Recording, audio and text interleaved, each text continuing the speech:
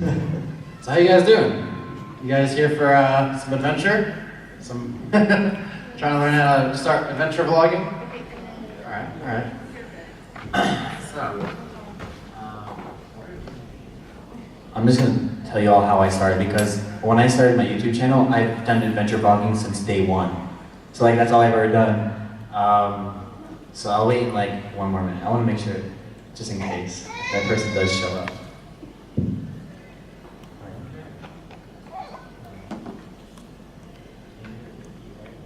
it's like a maze to get here.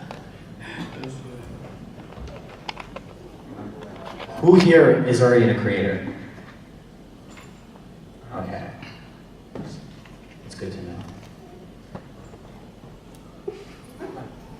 It's my first panel too, so I'm pretty excited. I'm a first-time panel speaker. Are you a second timer? Yeah, third, fourth, I think. Ooh, we got an experienced guy. Well, I think she might just play hooky. Let's just get this started. I used to do that in high school, dude. Yeah? Okay. So, for those of you who don't know, my name is Cody Buffinton. Short little synopsis. I'm from Connecticut. I'm 22, and I started vlogging about 2 years ago, the same time I met this guy. So pretty much our whole careers on YouTube, we've been traveling together, creating adventure vlogs, and yeah, so this is how we got started. Background of you. Yeah, my name's Josh. I'm 24 now, well, 24. I live in Rhode Island, and yeah, I've been doing this for about 2.5 years now. And I've actually gained 2.5 million subs within that time. Through like certain ways and stuff. Like we can get into that too though. So yeah. So the whole way that we got started was, well, okay, so here's a quick little background. Josh and I, we started doing these abandoned buildings. We really just wanted to try something that was unique to YouTube, and I feel like that's kind of the key with adventure and vlogging, is you have to find something that no one else is doing, because clearly there's a lot of vloggers these days on YouTube. So Josh and I started doing these abandoned buildings that no one had ever seen the inside of, and we started documenting them. And so we would go to these places, and, you know, some people had been there before and filmed it, but we like to show it off in like a cinematic style and really share what we were feeling while we're in there, instead of just like a single person walking through the camera, which is what we had seen before. So when we did this, we started kind of like a whole new style of vlogging. It was like a creepy, you know, it was kind of like its own little horror genre on YouTube that no one had done before. And so we really found that niche for ourselves in the YouTube space. And after that, we just started traveling more and more. And the difference between us and like other people who might have gone to abandoned places is we went and researched places all around the world. Now, we had to, you know, we had jobs we had to save up to travel for, which we can get into all that later as well, you know, how we started financially and all that. But we saved up and we traveled around the world, and we went to these places that no one had ever seen. And I think that's something with adventure vlogging that you guys probably are, you know, into, is seeing things that, you know, it's not the typical tourist thing. You're not gonna, for us, we don't spend our whole time going to see, you know, the Statue of Liberty. Instead, we're in an abandoned subway station. just different things. So after that, we started traveling. We went to Thailand for 30 days. We decided we wanted to go, we went for one day, we hung out for one day, and then we decided we wanted to go to Thailand for 30 days. So after that, we did daily vlogs every single day in Thailand, did the craziest stuff. We went mopeding and quadding up these massive hills that you're not really supposed to, but Thailand's not really regulated. So we just started doing different adventures that could get us kind of noticed on YouTube. Because that's really the hard part, is getting noticed and first starting off. So between that and doing abandoned stuff, we just kept pushing. We made so many videos. That's really the key, is consistency. And yeah, then now we're here. yeah, and it says what equipment do you guys want to use or something. Personally, I used the Sony A7S II, It's amazing. It's super small, and it's probably to me the most compact yet best quality camera out there. And I got a Rode Mic Pro with it, so like if I'm up in a mountain filming, the Rode Mic is, if you point at it, focuses wherever it's pointed at. So like when you're pointing at yourself, right? It's directional. Yeah, so, yeah, that's good, now I know. So like when I point at myself and I'm filming, no matter if it's like shh, you know, all the wind's going everywhere, it's gonna just focus on the sound. And I also have a GoPro. So like so when you're gonna do adventure vlogging, you know, obviously if you're a diver, a swimmer, or anything like that, you wanna have that small action camera, which would be the GoPro, or there's some other ones out there that are even cheaper than a GoPro. You don't have to get the best of the best. Like a Sony action cam. Yeah, that one's good too. There's even like brandless cameras that look like GoPros, and they're actually just as great. So you would want to get a small camera like that on top of the main camera. Like for starters, you guys don't even have to get what I got, like that 2.5 gram camera. You might want like the G7X1 or the G7X2, or there's other point and shoot cameras you would want. So you would use that and combine it with the GoPro. So when you're going swimming or maybe skydiving, you'll have the GoPro for that, and you'll switch off to the smaller camera. For the size of my camera, I've already broke it 3 times and had to pay almost as much as what I bought my camera for. Dropping it off of cliffs, tripping over maybe barbed wire or something, but yeah, it's stupid, but it works, so definitely look into that. That would be your first, obviously, thing to do, even if you start vlogging. You want to get the best equipment for adventure vlogging. But it's more than just that. Even if you have the best equipment, I have a friend who does adventure vlogging just on an iPhone 7, which surprisingly has amazing quality. You could just be a really good host. You can have the best personality and you're so outgoing and you're just killing it just like that. Just that alone is good enough. But all of it together is where it's gonna like, boom, this is it. You're gonna take off like that. I have 2.5 million, and so for me to get 2.5 million, I was like, how am I gonna do this? How am I gonna be different from every other vlogger out there, every other adventure vlogger out there? So instead of filming myself eating cereal or filming myself drinking whatever like everyone else does, I was like, no, we're gonna take it further than that. Like I went inside abandoned places before YouTube. So I started filming something that no one has ever seen, and I bought the best stuff just to do that too. But I did start with a GoPro only. So before I even had the G7X or a Sony, I was just using a GoPro to even film my daily vlogging as well. So I'd buy 6 batteries for this little GoPro, and I'm using it as if just a vlog, not even for action. But I was a good host. I was just so outgoing. I had energy. I was always doing transitions and switching up, so people are always interested. And I would film the whole day, but I'll cut so much out. I'd only have like a 6 or 7 minute video when I'm done. So, but that's like the real key, difference. Just be different. The name of this panel is what gear to use, right? It's like what equipment to start using, and how do you start? So for me, when I first started, I have a little bit of a different background. I went to school in community college for 2 years for film, so I was always like really into gear. But the thing is, a lot of the time, the big expensive gear isn't what you want for these adventures that you're going and then breaking and then in. So, you know, I had these expensive cameras, but then I actually went and bought cheaper cameras because I was breaking them. So when I first started off, I had the Canon G7X. I took that to Thailand with us, and I shot 30 days straight on just a G7X. It's probably some of my best vlogs on that camera, on that point and shoot camera, because really it's like simple. It's just simple. But like Josh was saying before, you know, action sports, having a GoPro, having just a phone to start shooting with. I think the iPhone 7 is now waterproof too. I don't know if it's for sure, but you could technically probably get some water shots with that. Less than a minute? That's good enough though. For B-roll. Yeah, you can get like some cool shots of some manta rays just like pointing down real quick. Hopefully it doesn't get too wet. But yeah, so I mean, it's always a thing. Like everyone's like, what equipment do you use? And it's always a 2-part question. Like, one, it doesn't really matter, but also here's what I kind of use, and I love equipment too, so I always want to know what people use. Yes. How do you deal with lighting when you're vlogging? That's a big factor in what we do. A lot of times now we've found that we go out, you know, maybe early morning, sunrise, and then we just hang around during the day and then go out again at sunset because we like the best light. But also, lighting wise, like for example, if we're in a building, we have a LED panel we carry with us for some extra lighting. But for the most part, all of our videos are just natural lighting. Yeah, also, so like locations for adventure traveling. Let's say you get all the equipment now, you're ready to start going with it.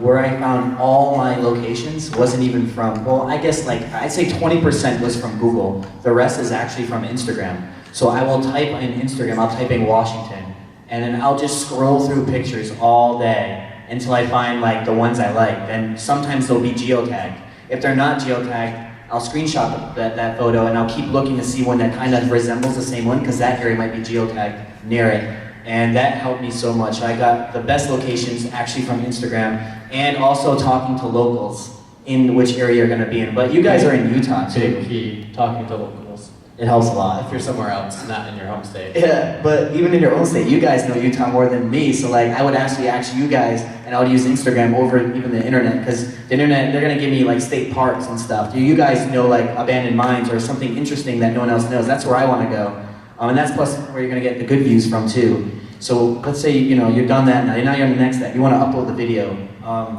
Thumbnail is the big key. You could typically just do yourself if you want, in showing the place in the background, but usually for me, what helps for me in my views, I show the place off, just the place, but like in a unique way. Like the best shot of the place, that's what I'll take a picture of, and then I'll like bring up the contrast, the clarity, so it'll be really popping out for the thumbnail, and that helps a lot. Other time, so if we're actually trying to use the audio, we'll use the cage for it, which has the mics open. On the new GoPro 5, it's pretty good audio.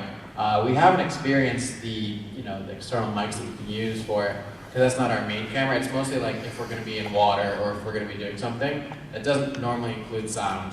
Do you ever deal with wind noise? Yeah. Well, on our GoPros, we do deal with wind noise. When that happens, I usually put it to a music montage and lower the sound a lot. But yeah, that's the thing about GoPros. There's always like a little bit of rattling and stuff like that. It's hard to get, it to sound perfect. The best thing I could recommend is having one of those little gimbals where it won't rattle and shake, and then also getting one of the GoPro microphones. But I don't know too much about that because I haven't used one. Which GoPro do you use? I have a 5.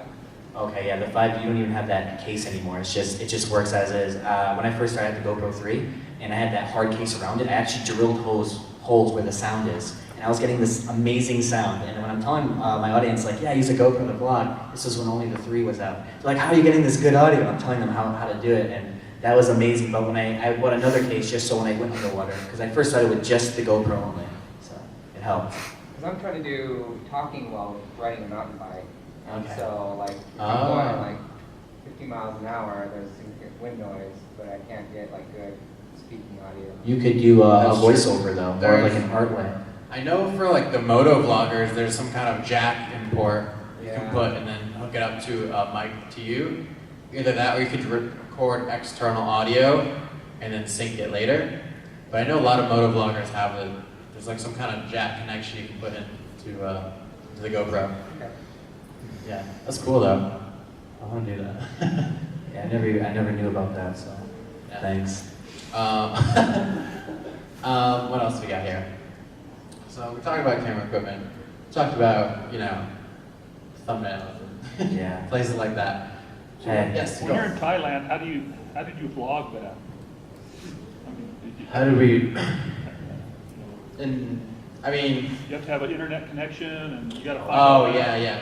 So that's the hard part of going to Southeast Asia is the internet connection. So we vlogged every day. We looked up the hotels and hostels with best Wi-Fi, and then we also looked up the best internet cafes. And that's actually a big thing you have to do a lot of the time on the road, not even just in Southeast Asia, is just knowing where the best Wi-Fi is to upload. So that's something we deal with constantly. But we weren't able to like consistently post in Thailand. it's not gonna be consistent there. So would you shoot your footage out somewhere, then come back and try to incorporate that together? I'm not quite following how you would be out in nature. So on a typical day, we wake up, make a vlog, and then we edit it. And then usually we're like a day behind, so it's staggered.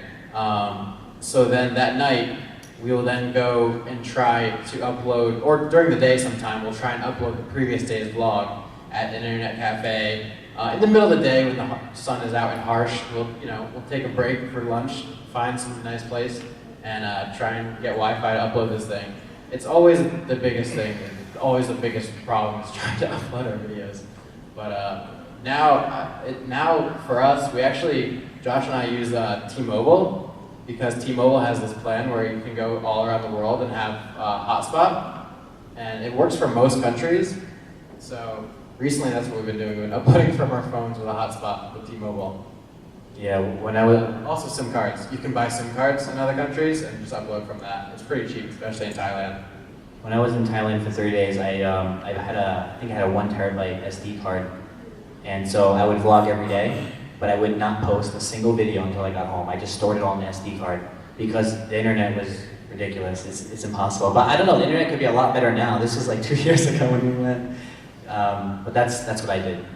And you don't have to post every day. I mean, I don't know like if you guys have that idea like, yeah, we should be posting like once or twice a week just starting. If you guys are new or you're upcoming, you definitely just, to be honest, I 100% just post like once or twice a week, if not mostly just once a week. Because like you'll be putting in all this work and your audience ain't there yet. So no one will be viewing it. So you want to post once a week until your audience is bigger and then start posting more and more. Like when I first started, I was posting once a week, and until I had 500,000 subscribers, then I posted twice, maybe 3 times a week, sometimes even 5 days a week. But I wasn't going daily. Now I'm like every other day now. My audience is like good as like they're always watching, so I'll go as long as I want. I don't even have a post time. I just post whenever. But for adventure vlogging, if you're just showing your adventure off, you don't have to post every day. But if you want to be a daily vlogger and travel the world and do all that stuff, then I don't know. First build your audience and then go every day, because you'll be working too hard for nothing. You'll be tiring yourself out and like burning yourself out way too early. Yeah, it's stressful. It's very stressful trying to upload in third world countries and places without Wi-Fi. But for like beginners who aren't, gonna just who the people are starting who wants to focus on their area, there's so much you guys can already start. Like Utah, for instance, you guys, most of you, I'm assuming, are in Utah. You could adventure anywhere. Just start in your own backyard, build your audience up around here, and then start going out and out more and more. Do like weekend travel trips. That's how I started my channel. That's it. And then I started growing. I was like, okay, hey, let's go to Thailand. Let's do this. Let's do that. But before it was just in my own backyard, literally. So yeah, the next state over, and then states surrounding. In Utah, there's like tons of beautiful places surrounding Utah. We're on a road trip right now. We just finished 3 weeks. We started in LA, and we went all around and did all these national parks. And those are just like great, beautiful videos just right here. Pretty lucky to be in Utah, because where I live in Connecticut, it does not look like this. Looks a lot flatter and more boring. Yeah, do any of you have any questions? Like, I could probably answer any of that. So when you go to the national parks, do you have to do anything special to film? Just not fly drones. Never. You guys have a drone that you travel with? Oh yeah, 24/7. Yeah, he goes heavy. He gets the Phantom 4. I use the Mavic Pro. I'm all small. That's why I got the Sony a7S II and the Mavic. It just fits in my little bag. He goes hard in the paint. Yeah, I carry a heavy drone around all day. That's his camera right there. If you lift that camera up really quick. Look how heavy that is. That's what he used to adventure. Yeah, but oh yeah, you have to go to the gym a lot to carry. It's ridiculous. It is. You can do bicep curls. That's how I stay in shape on the road. Just camera bicep curls. Yeah, but yeah, with national parks, it's really just no drones. I think is that the only thing. It's just no drones for now. They were trying to pass a law. I remember last year where like you can't do it unless you pay money to film, but it never went through. So yeah. Thank God. What was your question then? So I've watched a bunch of your stuff on YouTube and I love it, but are you, I haven't looked you up in other places. are you focused just on YouTube, or do you have like a Twitter that's growing, Instagram, stuff like that? I do have an Instagram and Twitter. It's funny, actually. So like, I waited till 1 million subscribers before I actually like made my Instagram or Twitter. And now it's so unbalanced. Like my Instagram has like 110,000, but my YouTube has 2 million. So it's, when you guys do it, definitely do it all at once together. It's a lot easier to cross promote too. I find if you're on YouTube and you're saying, hey, go check out my Instagram, you can build it there. Or if there's people finding you on Instagram, you can be like, hey, go check out my YouTube. And you find audiences that normally you wouldn't find. Yeah. Just standalone. What is your audience? We actually have different audiences, Josh and I. So, you wanna tell Yeah, them? well, in terms of age, it says like 17 to 24 is like 30%. 24 to 32 or something was like another 30%. The rest was just all kids and older people. But Our main demographic is 18 to 35 people who like to travel and do adventures. So, pretty much. Is that across all platforms, or is it like... It varies. For me, I have, it's kind of weird. I have a much bigger female audience on Instagram, but I have a much bigger male audience on YouTube. So I guess it's kind of like the content that you post. I don't know, I post very nice, I think they're nice pictures on Instagram. But I don't know, I guess that seems to resonate more with the female audience. And on YouTube, I'm doing these crazy action adventure things that I have a male audience for. I don't know how that happened, but that happened. And for me, so I have, like we both have the 18 to 35 audience, but then Josh has more kids in his demographic, and I have more people who are like 50 plus who are watching just from around the world because they can't travel and they want to travel. So I have some of that demographic of people who just are, living through my videos. So it kind of varies. yeah, also my audience is 57% United States. So when I'm doing like videos in the United States, I'll tend to get more views in vlogs. So if I'm like going in Seattle and stuff, I'll get more views just because it's USA. If I go to like other countries though, if I do an abandoned video, sometimes they can like break charts. I get like 2, 3, or 4 million views on those videos. So my thing is completely random at this point though. I'll post a video on a Thursday. Yeah, seriously though, like the whole YouTube algorithm, I just don't understand right now. I'll post a video on a Thursday. Last week, I got like 30,000 views overnight. This week, I posted a video on a Thursday. All of a sudden, 80,000. I don't know what's going on anymore. Maybe it's because like there's so much people on YouTube now than it was last year and the year before. Like this is like insane how crazy it is, and that's why I recommend and said before, like you gotta be different now.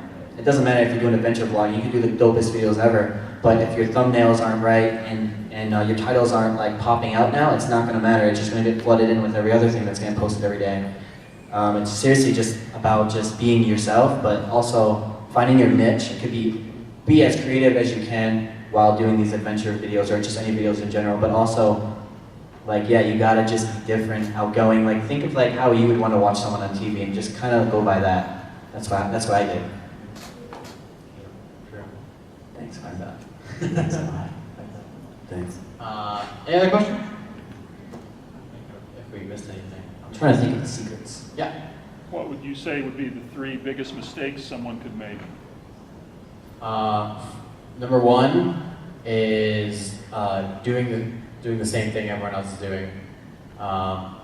When you start off, you don't have an audience, so no one's there watching you, and then you're trying to copy what everyone's doing, and it does not work out. Before this channel, I had a couple other channels, and I was like, yeah, these are cool trends I want to do, these are cool videos, and it just didn't lead me anywhere. It's as we keep saying, it's the different things that stand out. Second one, a mistake you can make. I would say not making videos because you don't think the time is right, because you don't have equipment, you're not in a cool place. I would just start making videos now, because it's not gonna get any easier in the future. There's gonna be more and more people on YouTube. So the time is always now. And third mistake. I made a mistake, so I'll just share mine. But it's not really a mistake now. So when I first started, I was doing abandoned. I wanted to always do travel stuff, but I was always just posting abandoned. So I got known for just the abandoned stuff. So when I switched my channel up just a little bit, and I went to just like, I kind of kept the same setup going, but it just wasn't abandoned. I was just starting to like vlog in cities and show off what they got in cities. People hated on me for like over a year straight, and I lost tons of views because of that. So if you're gonna start your channel, kind of stick with what you're doing. Because yeah, I mean now I'm okay. I kind of like the change happened. People don't like changes on channels, so try to stick with what you're doing from the beginning. Yeah, find what it is that you like in the first place, and then start making videos. Yeah. But I don't know. That's three.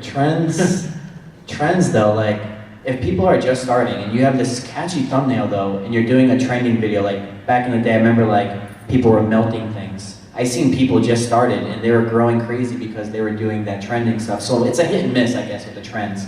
But it's like those challenges people are doing, like eating the biggest gummy bear. Like I've seen many videos on that. So if you're gonna do little trends like that, I think that will grow. But like other stuff probably just won't work. That's my 2 cents. Any other questions though? When you guys travel and you guys have a few other people you travel with too, right? Yeah. Were those people you've always known or people you've connected with through YouTube, or how did you go about building that group of people? Both actually. So Josh and I both started our YouTube careers like the same exact time. So we've always known each other. We have 2 other guys that we've traveled with a lot, John and Steve. John, he's always known, and Steve we met early on as well. Those are the 4 guys that we've always known. But then recently we met up with other people, like Fun for Louis, he's a big travel vlogger. We met him, I don't know, a year ago. Yeah, about a year ago. So it's like as you grow, other people want to collaborate because it's fun to do what other people are doing, and you can share each other's audiences. So some people we've met from the beginning, others, we go to conventions like this in VidCon and we meet new people. We've already met some new people we're probably going to do videos with soon. And another convention, Buffer Festival, we met a lot of cool travel guys there. One, for example, is Mike Corey, and we've gone to Mexico twice with him. And I had never met the guy. He had met him. I never met him, and we went down and just hung out. A lot of travel people seem to be very nice and outgoing, and easy to get along with. Yeah. So it's a little bit of both. What I found was like when you're doing vlogging, people love seeing other people in your videos. Doesn't have to be a YouTuber, but other people. So if you can like show them in your videos as well as yourself and keep it more engaging, that's like a big plus. It's like how for instance, like Team 10 grew. Like that's how Team 10 grew. They kept showing themselves back and forth doing crazy things, but I mean it's a key. So like when I first started, I was doing stuff for myself. But when like I said, I had 2 friends with me. John is someone who lived across the street from me. We have the same mentality and same idea to create videos. Steve is someone who we've met, but I've known him and I met him through breakdancing because I breakdance. But he also like had a passion for the same thing. So you gotta try to find the people with the same mindset of you, but people who are gonna support you as well, and kind of work together and share ideas. And that's how you guys can grow and work together. Also, I want to add on that, it doesn't have to be near you. When I found Josh, it was in the comments section. And I literally messaged him on Facebook. He lives like 2 or 3 hours from my house. So it's not like someone I grew up with or anything, but I found him and I checked out his channel, he was doing cool adventures, and I was like, oh, I want to do stuff like that. And we both had like 1,000 subscribers. I messaged him, we hung out. So, it could be an e-friend that you meet across the world. I mean, a lot of our friends don't live anywhere near us. A lot of our friends are like in LA or in Canada, so. Yeah, when I did a video in California like last month, I met this guy off Instagram and he took me to this like cool place. But yeah, Instagram helped me meet that guy and it worked out because I got some crazy good videos with this guy. I think someone else raised their hand down there. I don't know, it's corner of my eye, but it was like 2 minutes ago. Yeah, and then we also met our friend Jax at VidCon. This guy right and then here. we met him for like a day, and then we traveled for a month with him. We're still Literally going in in his now. bus. We traveled for a month, so making friends is really easy at conventions like this. Yeah, I think because everyone has like that same idea. Let's create videos. Let's start. So we're all working together in some way. Like I said, like we're all. This is like my job. This is his job. But this could be your job. But we're all kind of doing the same thing. So it's easy to make friends here. The best thing. This is like a networking place to be. This is where you want to be and meet people who are doing the same thing as you. Anything else? Have you guys played around with 360? Yes. What? So it's for us. It's mixed reviews. I mean, I started 2 years ago when it wasn't very big. I made a skydiving video where I put a 360 camera on my helmet, and that did very well. But the thing is, it was at the time the quality wasn't there. So as the years go on, better and better cameras came out. We got a new one last year. It was like a Samsung one. That was pretty good. But we found it takes so much work, and a lot of people don't want to sit there and like use their keyboard or like spin around. So I mean, I like the idea of it. I don't know if the audience is fully there yet, because I feel like people watching YouTube want to just sit there and watch YouTube and not have to control. They want to be told what they're looking at. So I don't think it's fully there yet. Yeah, I do believe 360 will be It will a thing be. though. I think as more businesses make these products and everything generally gets cheaper, I think that's when things will start getting better. Because right now, the quality is kind of crap. But I did do a 360 video last year, and it did very well. And people are still asking me more from that video to this day. But like, it's only a certain audience. I say like 20% is like the people who want it. Yeah, it's also a different audience Yeah. than what we have. And like they'll probably watch like half that just to scroll around and skip through it to see how cool it is. But that's really, I can't see anyone right now doing 360 videos. And it's more about like locations and stuff. I couldn't picture someone just like vlogging it. Actually, I had Steve, our friend Steve, did that last year, and I didn't think it worked out that well. we called him 360 Steve. He felt like this was going to be the thing. He's going to grow his channel with 360 camera, and it didn't do good at all. But like we told him it wasn't going to do good, so it was really funny. But I think in the next coming years it'll get better, and maybe audiences will adapt to it. But it's like audiences also have a very small attention span too for videos. So if it's like the shot has to be long enough so people can like look around, but also short enough where people don't get bored. Yeah, any other questions? Covered a lot, man. I think we covered everything. Start being pro. We did cover a lot. Hey. I Yeah. have a question kind of just for you Okay. about your videos. When you're doing like the abandoned videos and stuff, do you ever get there and it's like not as creepy as you thought and you kind of play the edge of the video, or are they always creepy? Well, to be honest, I've only found like 5 out of the 100 places I've been to actually creepy in general. Yeah. I don't even find them creepy. I find it just really just old, abandoned, and just forgotten about. But honestly, like there's only a few times where I thought, oh wow, this is creepy, or oh, this is actually really creepy than I thought. But I don't even try to play it off as creepy. Actually, sometimes like, I've been watching your channel for like 2 years. Yeah. And I've noticed sometimes you'll be like you'll talk about how like creepy the Yeah. like when you say it's creepy, is it actually creepy or Yeah. you? Oh no, I do say like, yeah, this is pretty creepy because no, it's true, it is. So, like we've been in a few spots where it's like, okay, this is getting a little out of hand, like underground tunnels and spiders, man, they freak me out. So I don't even want to get started on those. Hey. 5 minutes? Okay, cool. I guess any last questions? Have you ever been like kicked out of somewhere and had to deal with that type of thing? No. Most of the times we get permission.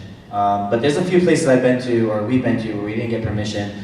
But it's mostly like state-owned stuff, not like like let's say like I own like something that's cool and abandoned. I'm a personal owner, so like I'd be upset rather than like a state owns, So I usually do those only.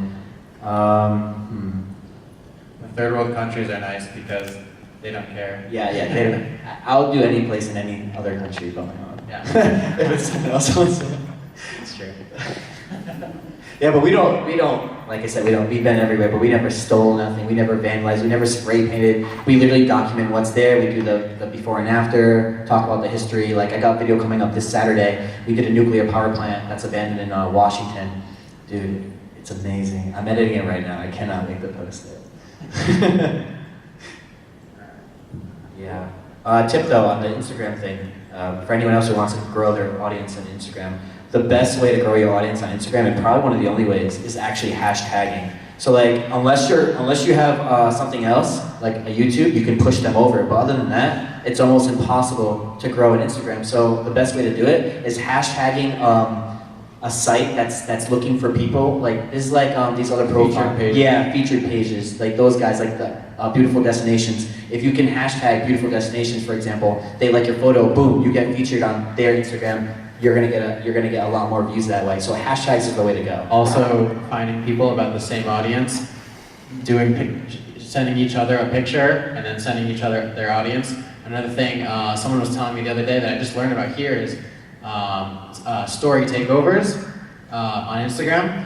For example, like one day, just your whole story is someone else's adventure, and their story is your adventure. I literally just learned this last night. I'm gonna try it out. And so then, you know, you cross-promoting, and that's something new I want to try.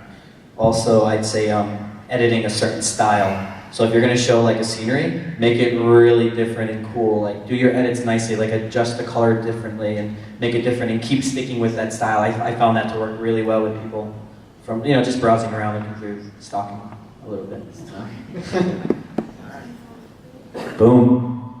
All right. I think if no one else has any questions, I think that's our panel. Yeah. All right. Well, thank you guys all for coming out. Yay. You guys, my first panel, and yeah, thank you guys. Oh, it comes in one tomorrow, right? Also, guys, We have like 4 panels. for those who don't know me, my name's Exploring with Josh on YouTube. Check me out, and also buy my merch. Thanks. All right. We also have 2 more panels tomorrow. Yeah, one